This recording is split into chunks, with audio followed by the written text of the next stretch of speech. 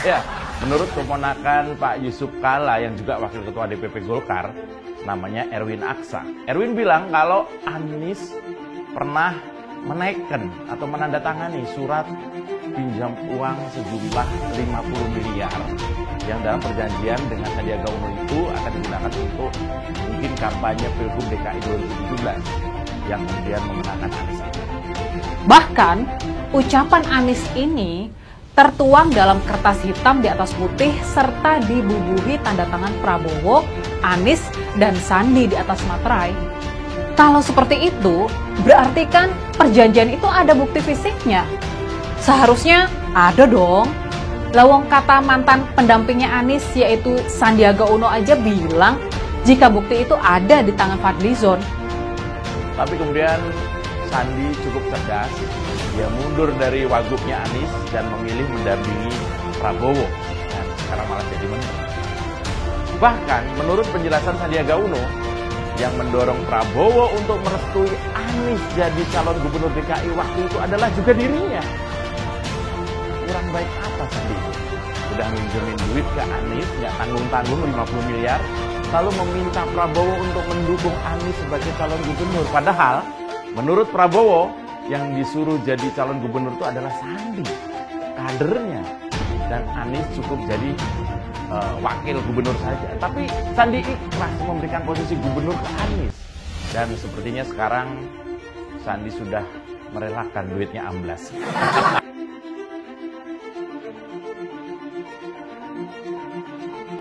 Elit Golkar tegur Erwin Aksa yang ungkap masalah utang Anies Baswedan kepada Sandiaga Uno.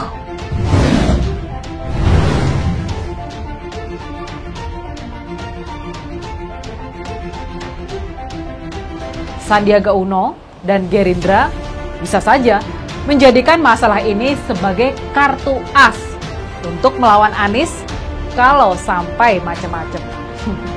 Karena Anies dianggap telah mengkhianati Pak Prabowo. Atau bisa juga ini menjadi aksi balas dendam karena Anies tidak paham etika politik atau sengaja mangkir dari kewajiban membayar hutang yang bagi gubernur paling soleh dan santun se-Indonesia harusnya dia paham bahwa utang itu ya kudu dibalikin.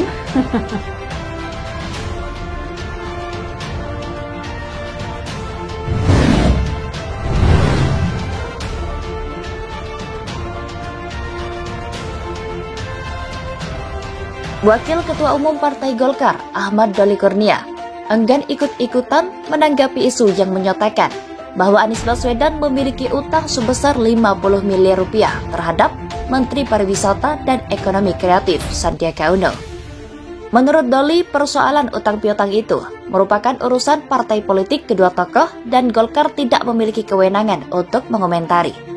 Begitu pula persoalan utang ex-gubernur DKI Jakarta itu kepada Sandiaga Uno yang kali pertama diembuskan oleh Wakil Ketua Umum Partai Golkar, yakni Erwin Aksa.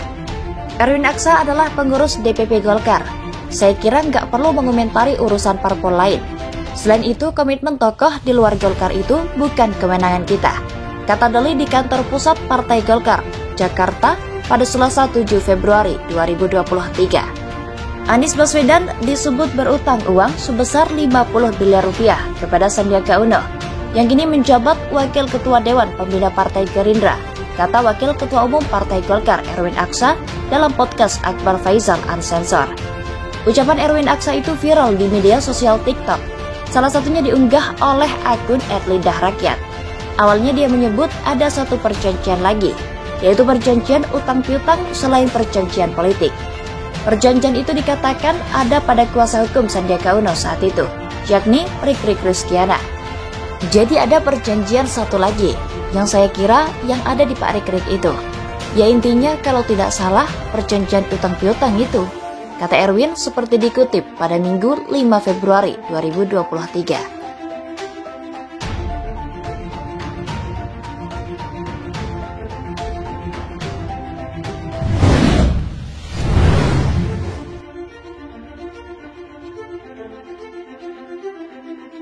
Lantas Erwin ditanya siapa yang berutang dan siapa yang diutangi.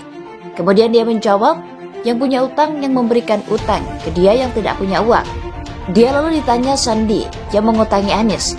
Disinilah Erwin menjawabnya. Jadi Pak Sandi mengutangi Pak Anies? Tanya Akbar Faisal ke Erwin Aksa. Ya kira-kira begitu, karena yang punya likuiditas itu Pak Sandi. Kemudian memberikan pinjaman kepada Pak Anies. Karena waktu itu kan putaran pertama kan, ya namanya juga lagi tertatih-tatih waktu itu. Jadi kira-kira begitu, itu yang saya lihat. Ada di Pak Rikrik itu, nilainya apa ya? 50 miliar rupiah barangkali, jawab Erwin. Pada kesempatan tersebut, Akbar Faisal juga sempat bertanya, apakah Anies Baswedan sudah melunasi utangnya pada Sandi? Dia meragukannya dengan mengatakan, ya saya kira belum, barangkali ya, ujar dia.